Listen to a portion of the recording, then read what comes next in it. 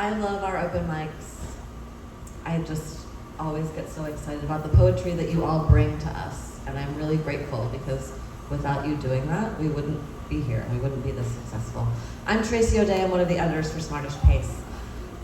We are very excited to have Eric Goodman here tonight. Eric is a prolific writer who has written over 100 short stories, articles, and travel stories. That's nice to hear. In addition to quite a few books over there. So they are for sale, and I think I counted 8, so I'll tell you the names of them.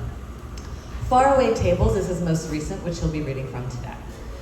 Wrecks and Ruins, The Color of Jadeite, Setting the Family Tree, Womb, a novel in utero, Tracks, a novel in stories, and Flightless Goose. His recent poetry has been featured in more than 20 publications, including Garbo magazine and the Main Street Rag, and we are thrilled to have him read for us today. Please join me in welcoming Eric Goodman. Thank you. Can you hear me in the back? Is that a good place for the mic? Okay, I'm going to read from my most recent book, which is a collection of poetry called Faraway Tables. And this is very much a product of the pandemic. Most of these poems were written during the pandemic. And one thing that kind of ties them together is many of them have this theme of just being stir-crazy and wanting to be someplace else or somewhere else or sometime else. So you'll kind of see that throughout these. And I'm going to start with one that I think might encourage some drink sales. This is called Patience. I didn't used to need these before the pandemic.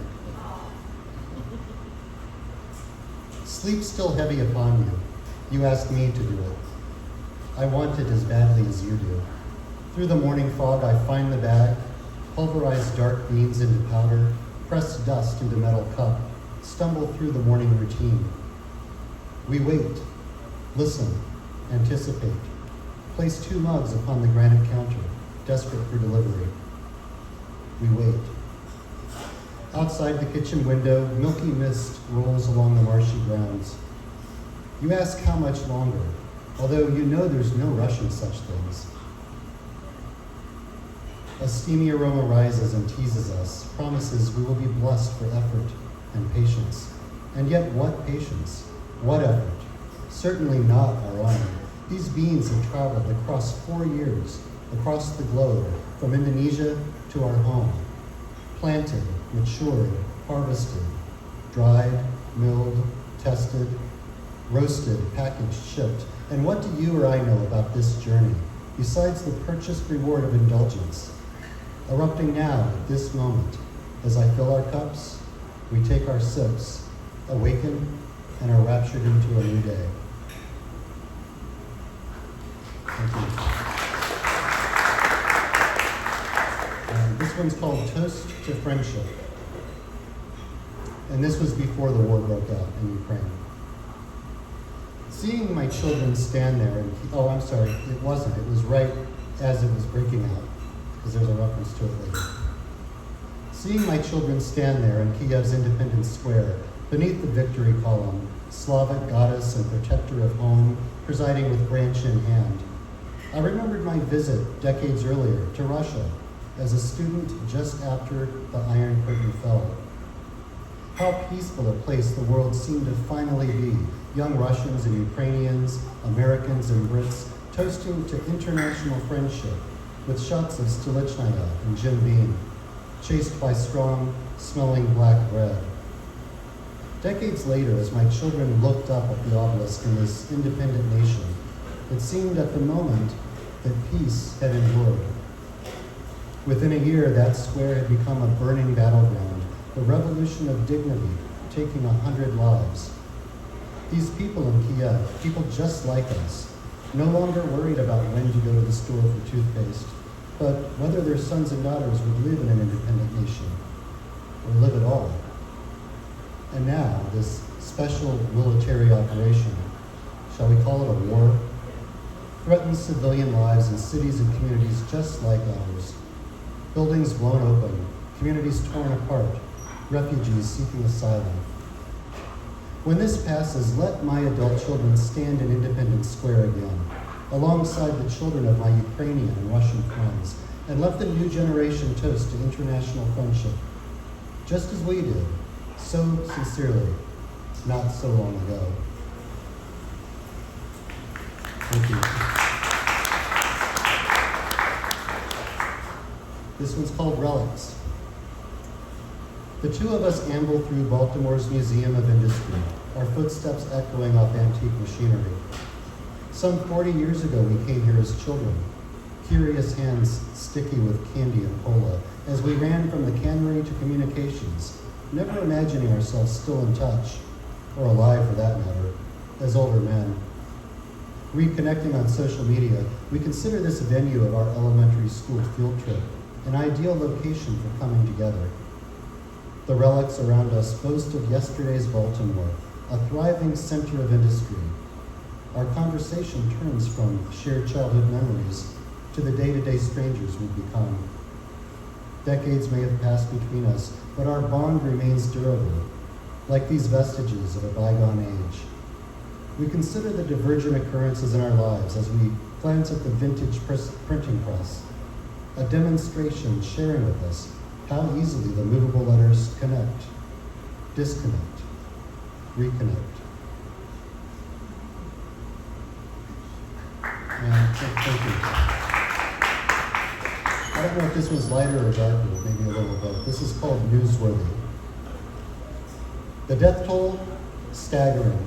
Wildfires in the west, hurricanes in the east. Civil unrest breaking out in the sandy, faraway republic, bursting with old Soviet warheads. Headlines astound television viewers and social media scrollers alike.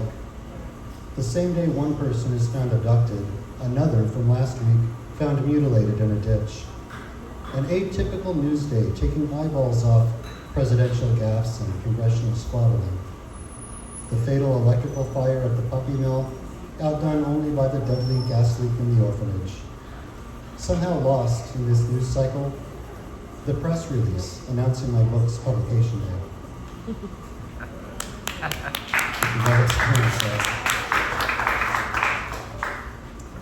Is anyone here from Doge? I'm a federal worker, so I want to make sure no one is going to report me. This is called Renovate. Under the weight of history's suppressing precedent, the echo of agony lingers, throbs. A resounding plea bleeds from society's extremities for justice's embers to ignite and illuminate. In these renamed streets of fallen monuments to mishonored traitors, cries fill the air like birdsong. I can't breathe resonates. A look back at injustice, a look forward toward reconciliation. United believers tinker with the authority of systemic shackles. Spirits aflame with resilient fury, ordinary folks strive for the extraordinary, bartering injustice for justice, outrage for opportunity. Like Orthodox icons, unsuspecting martyrs inhabit banners and posters and murals, beacons recognized by the world as we say their names. In these cities and towns, inequality festers beneath an ancient infrastructure that is difficult to extricate, embedded as it is in society's foundations. Facing the skyscrapers and heavy ivory towers, burning from somewhere deep within comes a bellow to stoke the embers, burn it down, to dismantle and rebuild. No one truly knows the fit and feel of the other's shoe. In this evolving waltz toward progress, let us kick off our shoes, stride with open arches, guided by ferocity and compassion toward a glimmering new horizon. And this one, I tinkered with this one a little bit. I just changed 4 syllables. This is kind of like a rerun we're living through right now. It's really short. It's called Pandemic. We put 2020 to bed. Next year will be better, we said. But on further inspection, insurrection, re-election, A worse year may yet be ahead.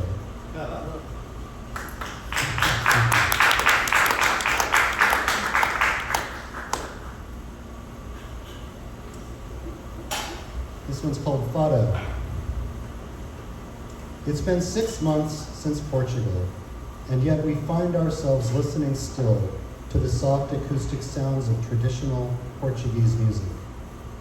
From the melancholy notes of fado that vibrate inside us, to the lightness of guitarra tickling the bones. The playlist as addictive as the egg custards and strong coffee we consume daily, like vitamins. This afternoon we bathe in the waters of March, translating some Portuguese lyrics, allowing others to flow by on sound alone.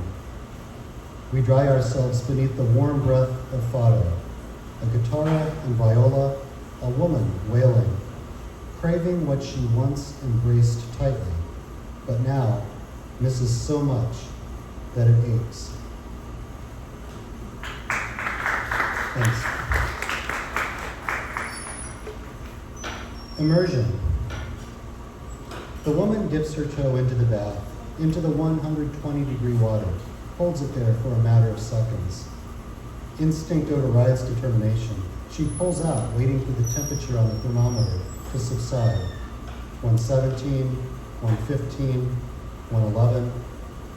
Then she eases in and is reminded of the thermal baths of Budapest. Those sun-kissed fountains at Széchenyi, a golden palace of indoor pools surrounded by a network of exterior baths. Water pouring from decorative spouts onto her neck and shoulders as she watched waist-deep locals play chess on boards emerging from the surface.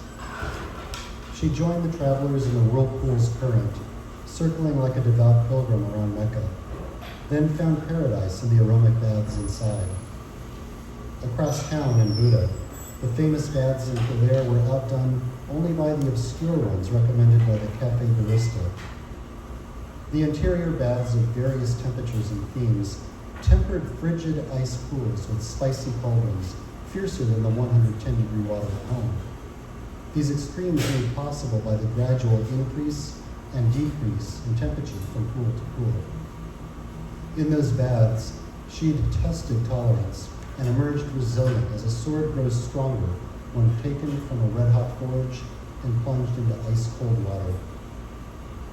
Now, as she relaxes in the bath at home, a Liszt rhapsody ricocheting off the tiled walls, she thinks of the frog who voluntarily boils in an easy broth of consolation, unaware that it will kill. Eyes closed, listening to the trickling piano from the bathroom speaker, the woman imagines increasing the temperature, bit by bit, in those Hungarian baths. Imagines it wouldn't be such a bad way to go. Thank you. Victimless. Sorting through the relics in the attic, I come across the dusty box and wonder why I kept the evidence all these years. I knew they were coming for me, that it was only a matter of time before an agent would reveal himself from behind a tree, around a corner. A man in a skinny tie on a park bench, a woman in a pantsuit on the city bus, even a sidewalk jogger with a Walkman and headphones, all potential apprehenders. They knew what I'd done, knew that I'd been warned that my crime wasn't victimless. No amount of feigning my innocence would lessen my prison sentence. I have to laugh now looking back as I open the box and peruse, wonder where I could find an old VCR for a glimpse of those jittery FBI warnings.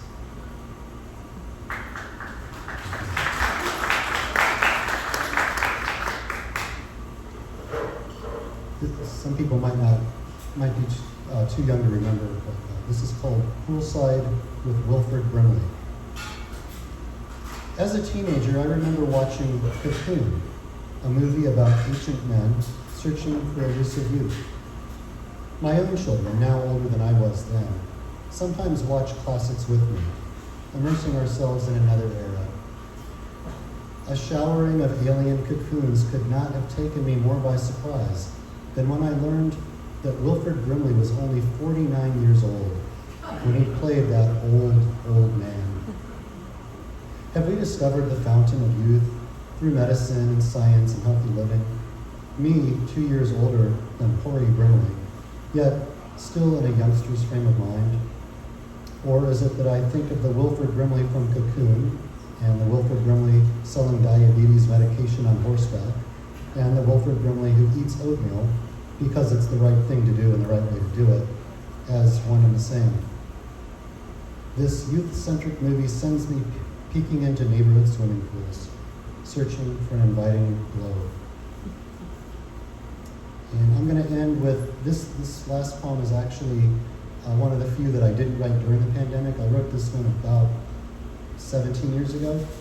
It's the first poem I actually had published outside of being in college as an adult. So this is called Submission to a Student Magazine from a writer who's burning out. I know you, like I know the crow's feet by my eyes. You with your geyser talent, spewing young, faithful words that burn. Inspired lines cool off, dry up, soak into the earth of age and detachment. It gets harder. Not the writing, holding on to the belief that your words matter in a world with 100,000 writers. There used to be a show about old people called 30-something. You're too young to remember it, but I can't get it out of my mind. I attend the college reading celebrating another literary journal that has rejected me. I try to mingle, but I find apprehension in your eyes. I'm out of place. The young writer suddenly is not. I shake your hand and I want to cling to it, to hold it until you can understand, until you can feel what I feel and know what it means to be one in 100,000 writers. And they published it the next issue, so right, thank you.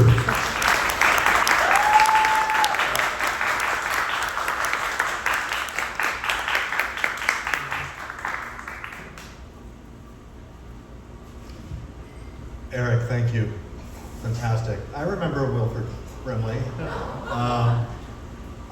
It's those poems about the Brimley poem and the last poem, to some extent, those poems that kind of think about aging and it's really, you just can't get away from it. Once you become aware, it just keeps cascading. I had a terrible experience, terrible for me. I was talking to my poetry students because I teach here at Johns Hopkins, and I said, it was kind of like that W.H. Auden poem that really caught on after 9/11. It's like 9/11 happened, and then everybody was like, oh, September 1st, 1939 really speaks to me, this moment sitting alone. And then I looked around the room and I realized no one in the room had been born by September 11. And so, of course, they would know that had happened. So it's kind of sobering. We have a few more open mics coming up.